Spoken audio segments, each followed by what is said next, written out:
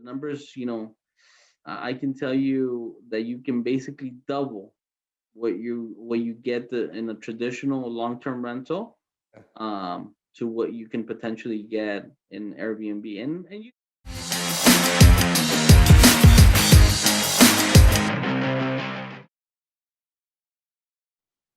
Welcome to In It to Win It. This is Steve Barton, and thank you for tuning in. Today, I am here with Oscar Guzman.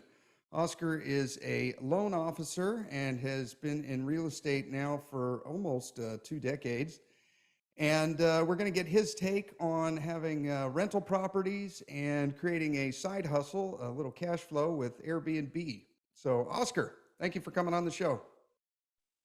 Thank you for having me. Yes, market's been crazy. Real estate is crazy right now, and so you have to be prepared for these type of situations. So one of the things that our family and I have been working on is moving towards Airbnb, which has definitely been, I would call it a successful transition, and we continue moving forward in that direction. Yeah. Now you and I got hooked up. I recently bought 4 or 5 months ago. I bought a place that has a 2+1 in the front, and then I've got a 1+1 in the back. And I've been renovating it, and I finally threw it up to the market to see. I was pretty sure I was making a pretty good bet as far as having a rental property, but I didn't realize how good that bet was going to be until I just started getting a flood of responses. And one of the responses I got was from your wife, and she said if I asked if I would be interested in subletting it to you guys to Airbnb, and I told her no, but thank you. And a couple days later, I got a follow up from you, and within a couple of minutes, I realized I was like, okay, well, I'm not a potential customer. If I was going to Airbnb it, I would just do it myself. But I Sure. think you would make a great guest for the show. And so here we are. And so go ahead and just give us a 60-second background on yourself. You got your degree in business. You guys have 4 different properties. How did you get into real estate? And just give us a quick synopsis of that. Yeah, so real estate came into my life when I was just getting out of high school. My dad was buying properties on, back in 2004, 2005, when the market was, just also similar to now, except, with different type of lending and whatnot, but, very, very high prices. And so my dad had purchased properties here in Ventura County and also in the Bakersfield area. And so he said, "Hey, Oscar, well, you're doing community college and whatnot. Well, this is a great opportunity. Come on board, help me look at properties and whatnot." So I found, I really found a passion for real estate. I saw the opportunity and the long term, basically project that you can put together and kind of build a foundation. Obviously, things didn't turn as we expected back then when, the housing bubble just popped. And all of a sudden, we were losing homes left and right. We were trying to get rid of them, sell them. And luckily, we were able to sell some, others we lost. But, it's part of the game, right? In business, sometimes you win, sometimes you lose. Um, but then in 2009, my wife and I purchased our first home, and it's where we're currently living. And back then homes were like around 184, 190 here in Ventura County. Now, a lot of people, when they hear that, they're like, "Hey, Oscar, well, you got to steal." Like, that was a great price, but we're also making like 12, $13 an hour. So it was really a a sacrifice that we had to make as a family. And sometimes when we talk about real estate, it's about making sacrifices for the long term. Yeah. So at the same time I was going to school, I graduated from CSUCI with a degree in business administration, and then I worked in the produce industry. I worked in the produce industry for about 10, 11 years. And then in 2019, July of 2019, that's when I actually came into the mortgage world. And it really it just ignited me. It created a whole new passion for me. During this time, we also bought another property in 2014, and we've purchased an additional two other properties in 2020 and 2021. So you've had you've been through the real estate bubble like I have back in '07, and what is your macro view? What is your big picture view of where? Now I understand we're kind of focusing here on California and specifically Southern California because that's where you and I live. But we got a lot of listeners in California. What's your big picture view of where we are in the real estate market right now? It's definitely interesting times, just because we're facing a situation where there's low inventory. you know um Market's still competitive. Sometimes we feel like it isn't, but I have families that are qualified and ready to buy, and we're still going in and we're still finding other people trying to buy. I'm still getting calls from people that want to buy.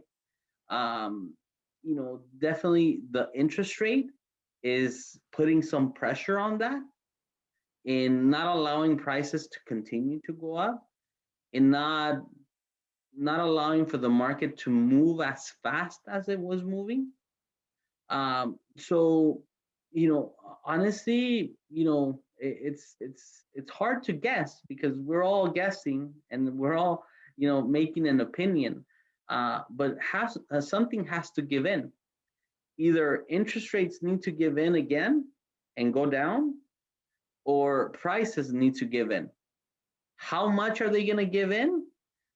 In my opinion, I think no more than $100,000. But then again, I mean, it's hard to say because the biggest difference between 2007 and today is that today we actually have good loans. 2007 was full of stated income loans. You Yeah, know, you basically had to be able to fog a mirror or have a pulse, and you could get a loan. yeah, yeah. So today there's more to it. There's more Yeah, to it. There's the verifications of employment. There's even the 10-day VOE before closing. You know, yeah, everything. I mean, we go through everything. I had a family that said, "Hey, Oscar, you just need to now take my blood." I mean, you've asked for everything. What else are you gonna ask for?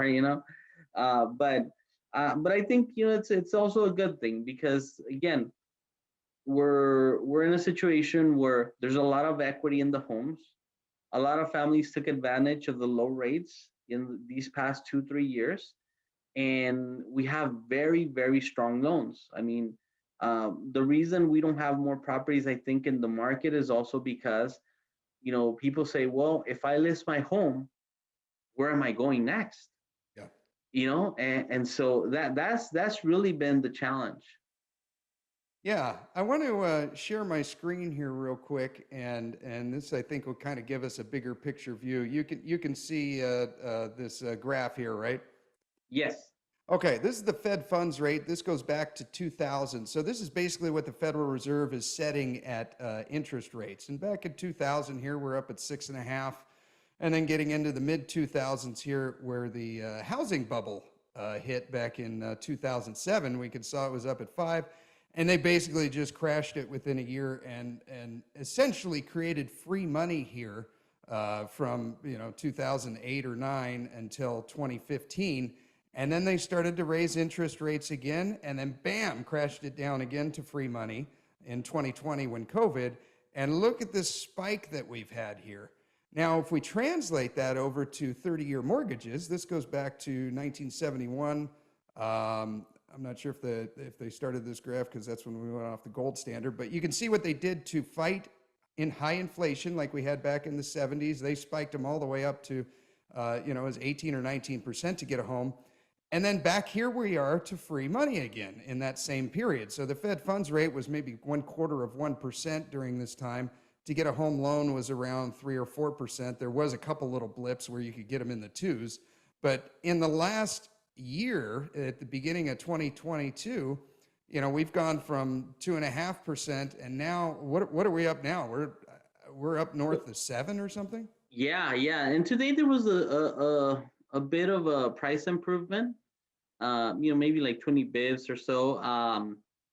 But I mean, we're in the sevens. We're definitely in the sevens. I was doing some numbers just to kind of get an idea, and for a family to purchase a home at 550 with 5% down, with the types of rates that we were seeing, you needed to be making just around $120,000. And I mean, just and to give you the other side of it, I mean, there aren't a lot of homes at 550. And Yeah. so, that's a payment of 4,500, 4,600. And so, as the price goes up, now you're closer to the 5,000s. And so, that's what really is kind of, putting that e-brake on the market.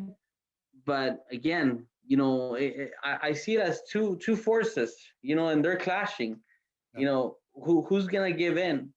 And it'll be interesting to see. I mean, I also read an article that Fannie Mae was saying that next year they were expecting to see rates in the 4.5s.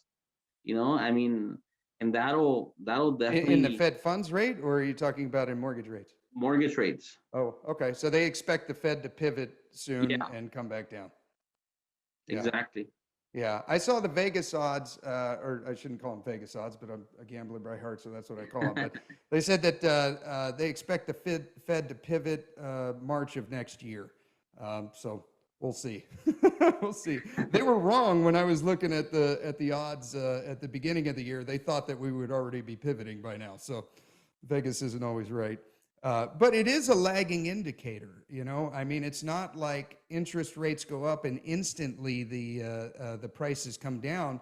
It takes a while for this to filter through the market, and people need to be doing the math every day and finding out what their payment is, and don't go necessarily by the price of the home, go by the cost of debt every month. And if your Sure. number is, we'll just make it easy and say 5 grand, then if the price and the rate that day exceeds that, you cannot afford the home. But if No. it's less than that, then you can, and it's real easy to figure it. You can get a free app on your phone to find out what the payment's going to be, which would save you a lot of work. And you can go online and find out exactly what you're going to pay in taxes on that property. You can call up your insurance agent and find out how much would insurance cost for that, add all those costs up, come up with your number. And then you don't waste the real estate agent's time by going to look at a place you can't afford, or waste your time to do the numbers that they could have done. Yeah, no, and definitely. I mean, being informed is key. I always say to families, the key to home ownership is information. Understanding where you stand, and also, understanding, you know, that a payment, because the number one question I get as a mortgage loan officer is, "Hey, Oscar, is this the right time to buy?" Right? And so my answer is always the same. I'm like, the right time to buy is when you can afford a home, Yeah. because in the long run, the home is always going to go up in value. That's what historically it's been shown, right? Um, you just got to be able to hold on to it Yeah. enough time to see that. Um, but at the same time, if you're an investor, well, obviously, it's a different approach. Um, at the end of the day, it's very important to stay informed. There's always opportunities, but you just have to be ready as well. Yeah. Do you see I could see something that could extend this housing bubble, and that would be a 40-year note, a 40-year mortgage. Have you seen any of those, or is that on the table even? So at the moment, I haven't seen any of that, and I think part of it is because, again, you know, everybody's in the same position of, it's a lot of, skepticism of what's going to happen. Yeah. Like, we everything that we're seeing today, we kind of expected it when it was the pandemic.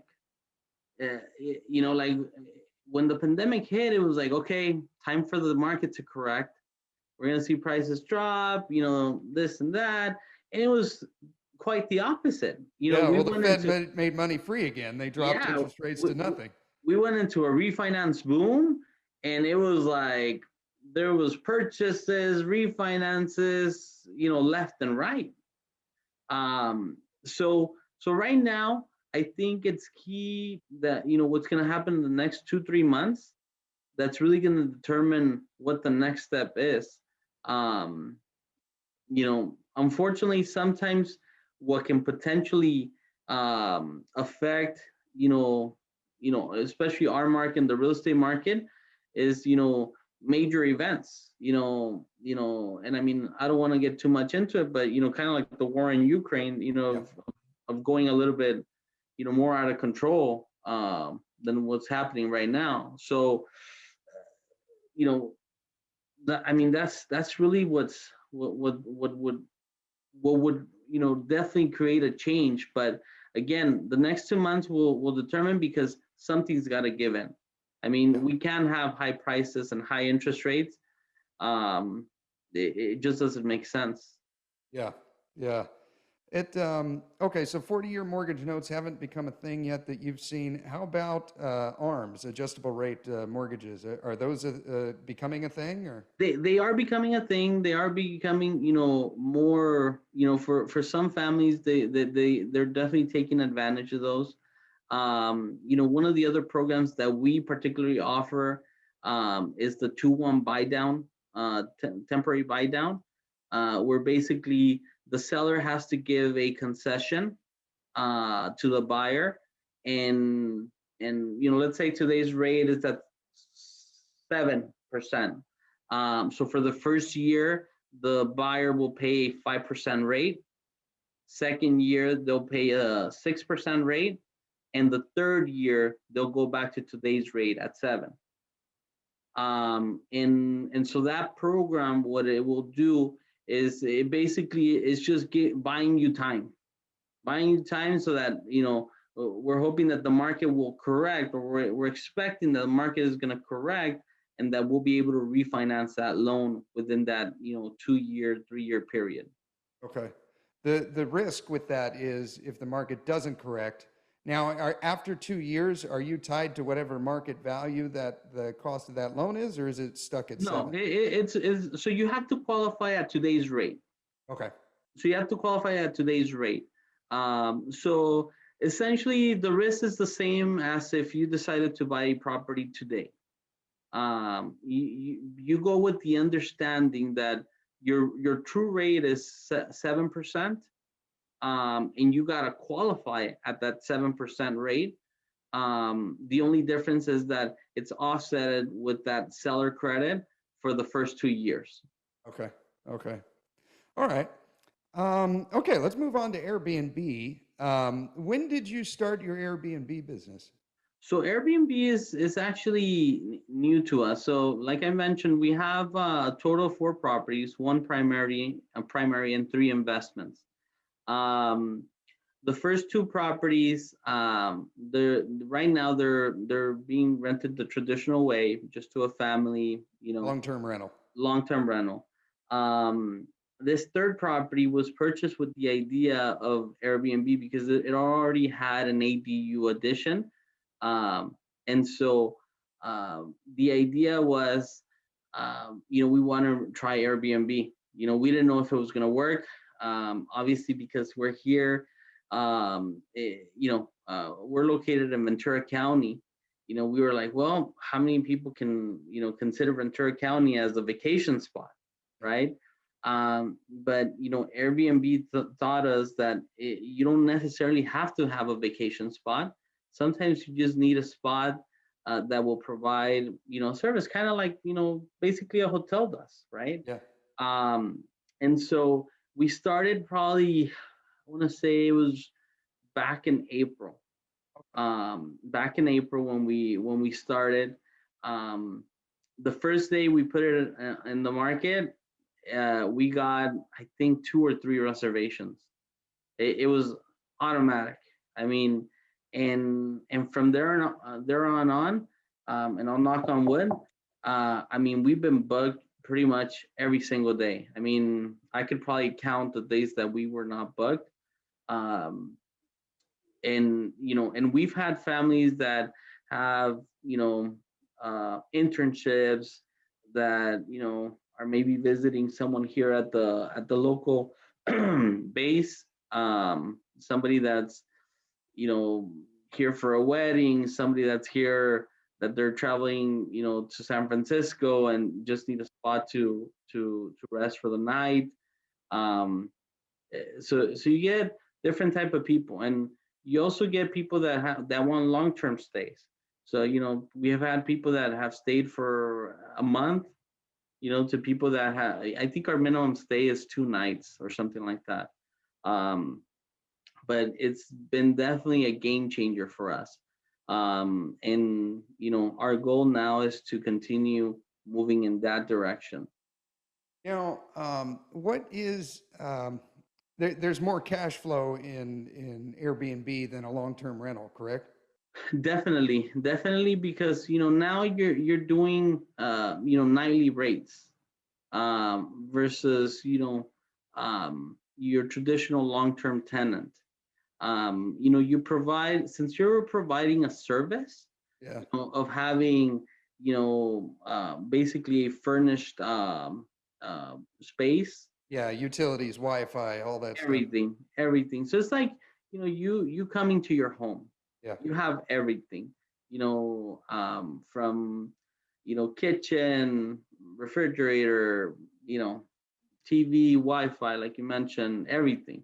It's like your home away from home. Yeah. At least Okay. that's the feeling that we try to provide the families that stay with us. Now, do you sublet any others? Have you gotten any other guys like me to sublet? Yeah, so we have another one that we do with one of our family members. And basically they've agreed for us to manage it and take care of it. And same thing, I mean, it's been working great. And and one of the things that is just really pushing us to go in this direction is just the life of the property, the wear and tear. Because when you rent it for the traditional way, the wear and tear, it goes up. I mean, it's just that daily usage um that just really deteriorates your property, versus being able to go in there every 3 days or every week, every 2 weeks, depending on how long the stay is, and keeping everything um, up and going. I mean, if I were to invite you today to our property, because I think today is empty. I think we have one guest that's coming in Thursday or Friday. But I mean, if I take you in, you're gonna be like, Oscar, I mean, this is brand new. I mean, nobody's been here, nobody's used it. Like, it's beautiful.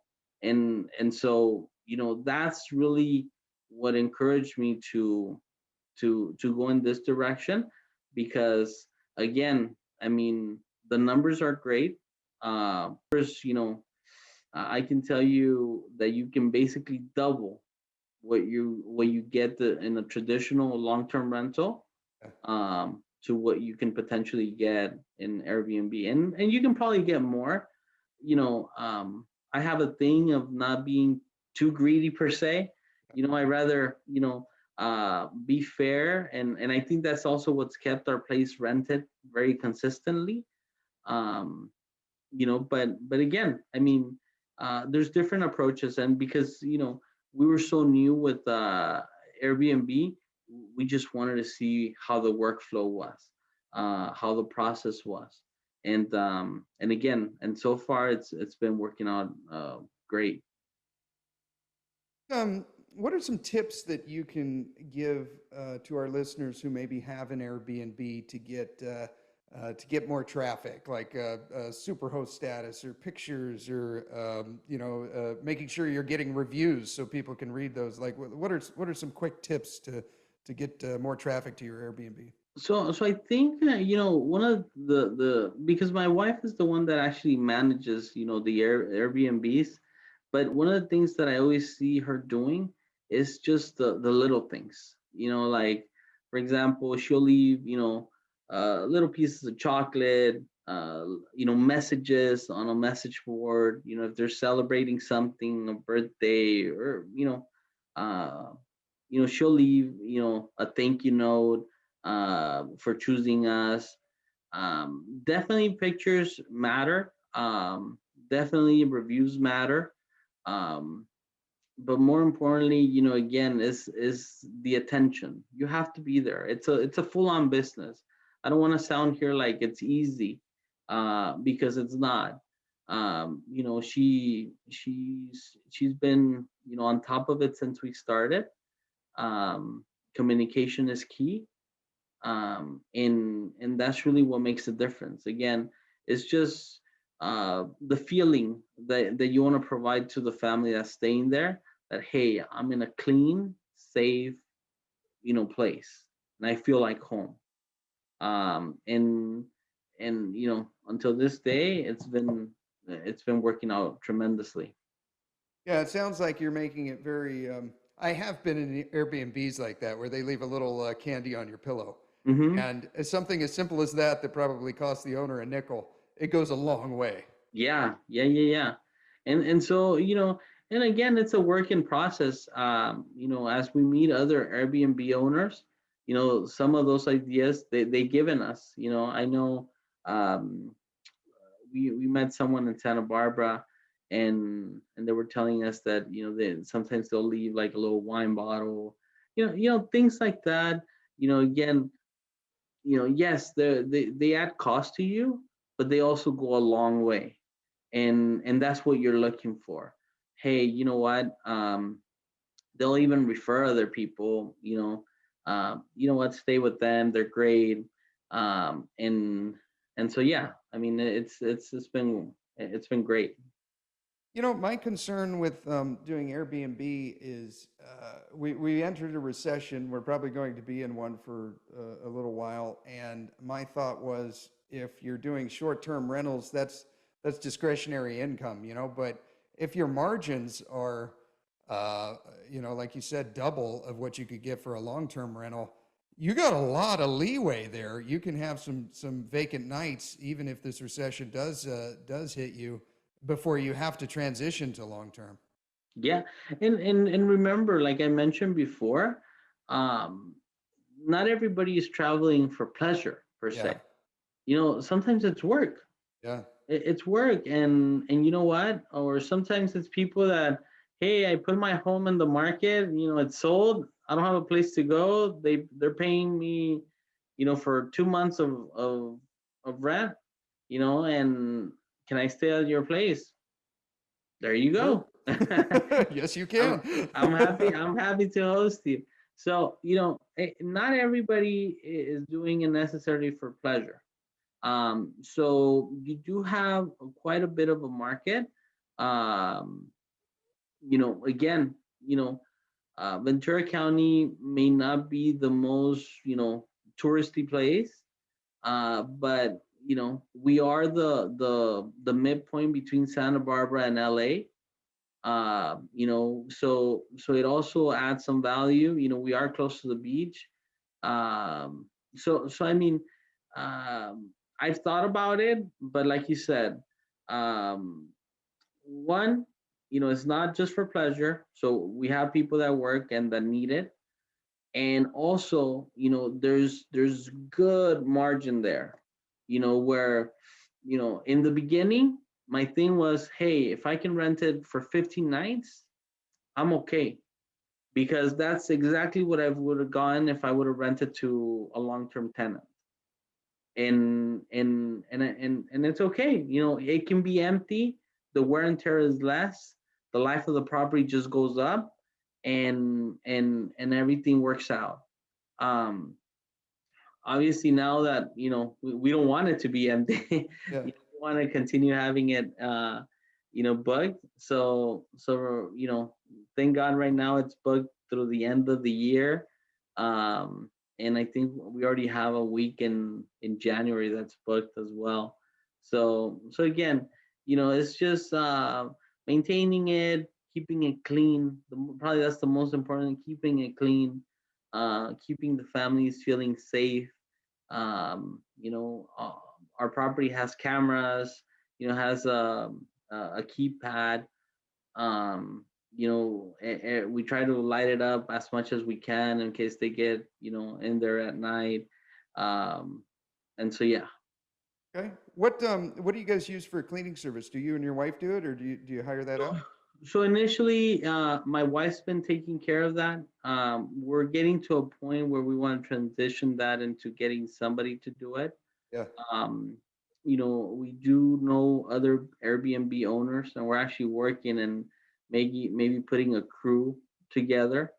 I mean, Airbnb, since it's a business of itself, it creates the opportunity to create other businesses. It's not necessarily that we want to venture into the cleaning world, but maybe help someone, another entrepreneur start, and work together. I mean, I think if you give opportunities to other people, in the long run, you can create something special for a lot of people. um and So and it's important too. yeah, yeah. Karma. What goes around comes around. Yeah, Nice. yeah, yeah, definitely. Yes. Well. Thank you, Oscar, for coming on the show. If people want to get a hold of you, OscarGuzman.themoneystore.com. Is that the best place? That's our website. Also, I mean, O Guzman at themoneystore.com. That's my email. Okay. And so yeah, we'll be happy to help. We'll be happy to provide information. I think, like I mentioned in the beginning, information is key. If you're informed, you're able to make decisions, and also share with everyone. Again, hey, this is the way we've done things. This is how we've managed to buy 4 properties, and we're all already looking for the fifth one. So,